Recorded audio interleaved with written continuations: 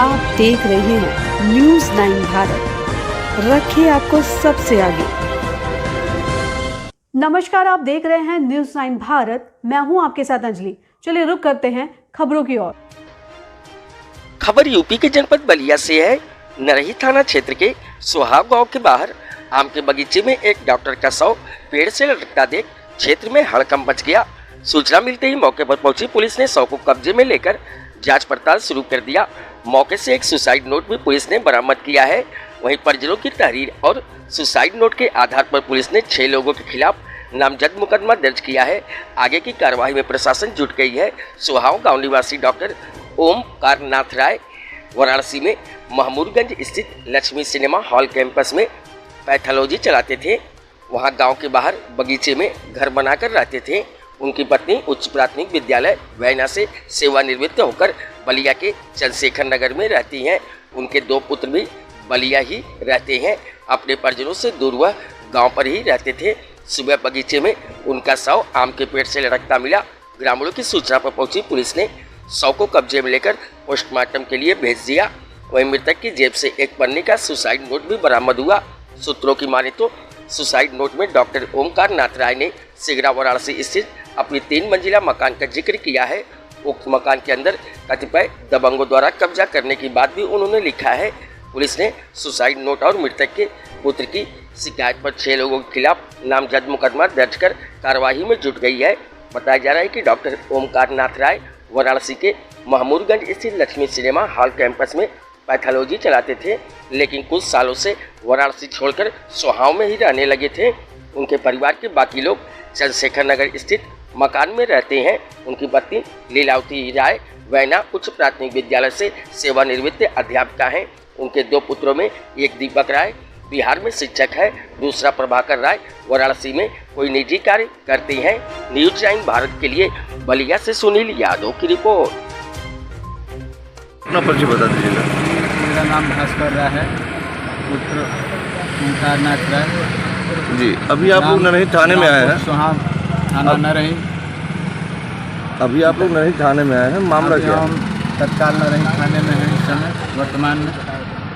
सुबह 5:16 पर गांव के द्वारा हमें सूचना मिली, हम बलिया थे अपने निवास चंद्रशेखर नगर में, कि आपके पिताजी ने आत्महत्या कर लिया है। तत्काल हम वहां से मोटरसाइकिल से भागे हुए घर आए।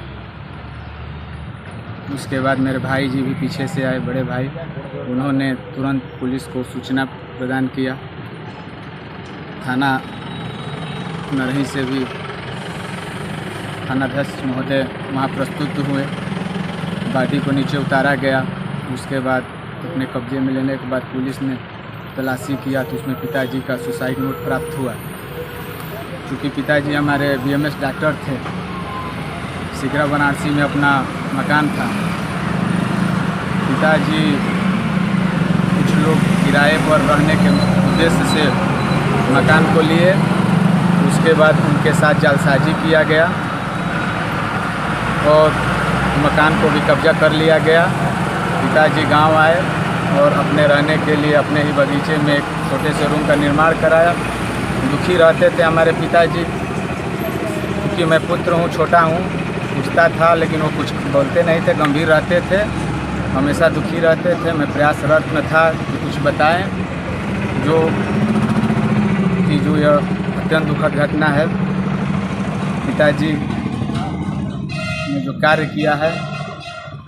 आखिर क्यों उनको सुसाइड करना पड़ा? सुसाइड का प्रमुख कारण था कि एक तो पूरे जीवन की कमाई बनारस जैसी जगह पर उन्होंने अपना निर्माण कराया। जीवन की संपूर्ण कमाई उन्होंने लगा दिया।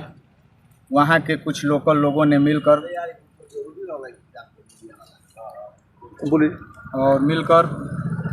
मकान को कब्जा किया गया और उनको प्रताड़ित किया जाता था, उनको धमकी भी दिया जाता था।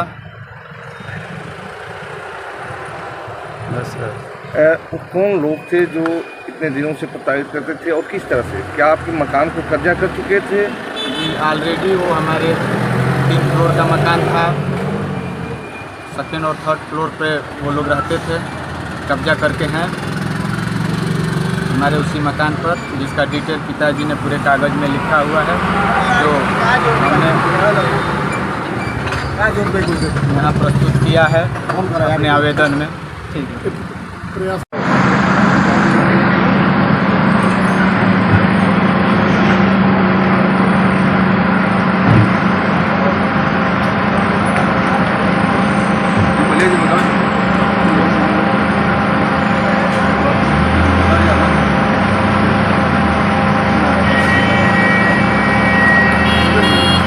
अभी के लिए फिलहाल इतना ही काफ़ी।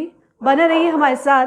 छोटी से बड़ी खबर जानने के लिए न्यूज़ 9 भारत पर अब चाहूँगी इजाज़त। नमस्कार।